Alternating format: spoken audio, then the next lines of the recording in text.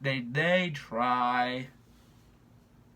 Now, when I saw the bit of the credits while walking out of the theater, I saw original songs written by Elton John and someone else.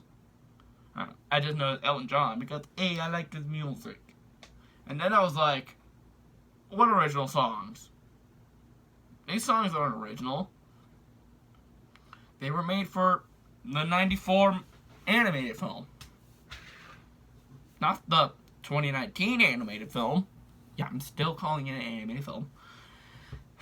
And I mean, give Beauty and the Beast and Aladdin credit.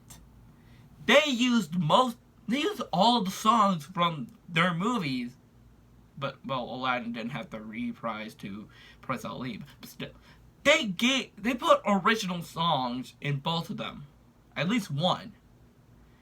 Here, screw trying anything different. Let's just go ahead and, include all the songs from the original. Don't do anything different with the songs. But they do something different. Doo-doo. Alright, let's go by all the songs one by one. Alright, first is Circle of Life. I already discussed the opening of the opening and how I don't really like it that much. But hey, something different. The rest is pretty much just shot for shot. It even has Simba doing his little sneeze, which is freaking weird. And yeah. And then we have I Just Can't Wait to Be King, which isn't actually shot for shot. It's filmed differently, and I guess you could say it's less grand and less colorful, but the camera is always moving, and it's sung very well, and I kind of had a couple laughs here and there during the song. I personally think that I Just Can't Wait to Be King was a decent number. And then we come to Be Prepared.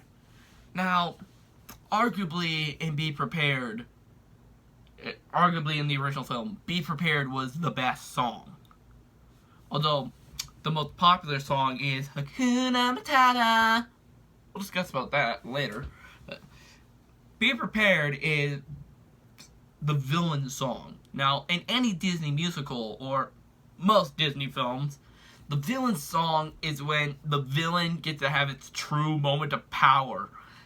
And both that and in the final battle against our hero. And that was mainly Scar's biggest moment in the original film. Because after he took over the Pride Land, he was pretty much just like a little... There's a UPS guy in front of my house.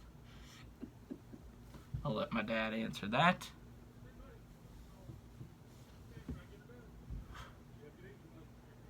Focus on the man. I don't know if I'm going to keep this in the final video or not. Maybe I'll just forget that it was even in there. So anyway, back on Be Prepared. For the rest of the film, the original, Scar pretty much was like, just chilling back and, just letting his kingdom go to waste. Having Zazu sing It's a Small World to him. Yeah. And a fun fact, they actually continue that riffing on Disney song trend in here, where with Timon and Pumbaa, instead of doing the whole luau distraction thing, Timon does a French accent and starts doing a little be our guest type thing. He doesn't actually get to the full musical number because the hyena chase him off, but that had me kind of smiling. I thought that was cool. That was nice. You done good. You changed something and I liked it. Good. But in this film, they changed something about Be Prepared that I didn't like. Now, a year and a half ago, I discussed that they weren't going to include Be Prepared in this. Apparently that was fake. Because Be Prepared is in this movie. However, it freaking sucks.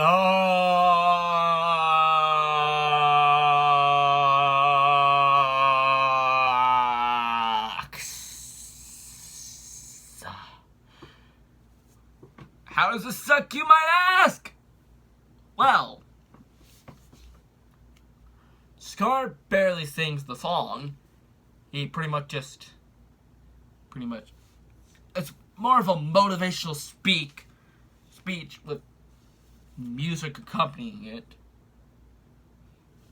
But Scar still sings a little bit in it.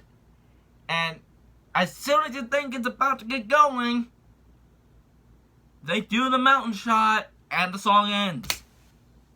Not really much of a song. So that's probably what they mean when Be Prepared wasn't gonna be in this movie. Cause they most likely meant Be Prepared is barely gonna be a song, and it'll freaking suck. Yeah, I'm very fond of Be Prepared here.